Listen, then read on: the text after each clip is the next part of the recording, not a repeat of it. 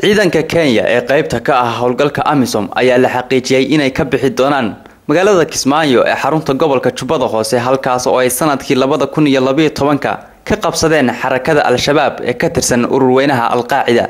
Colonel Willy Wasongwa oo ka tirsan saraakiisha ciidamada Kenya ayaa sheegay in dhawaan ay ciidamadoodu ka bixi doonaan magaalada Kismaayo laguna bedeli doono kuwa ka socda dalka Sierra Leone.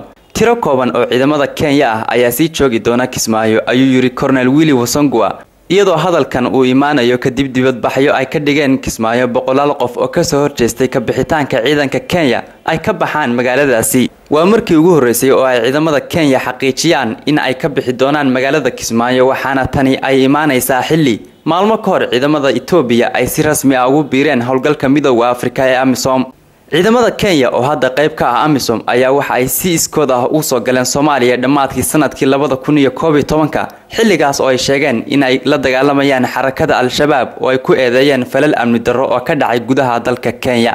dawladda Soomaaliya ayaa sanadkii hore dalbatay in ciidamada Kenya laga bedelo magaalada Kismaayo lana geeyo ciidamo isku dhaf ah oo ka socda AMISOM iyadoo xilligaas lagu eedeeyay ciidamada dalka Kenya inay taageereen mid ka mid ah hogaamiyayaal ku dagaalamay magaaladaasi.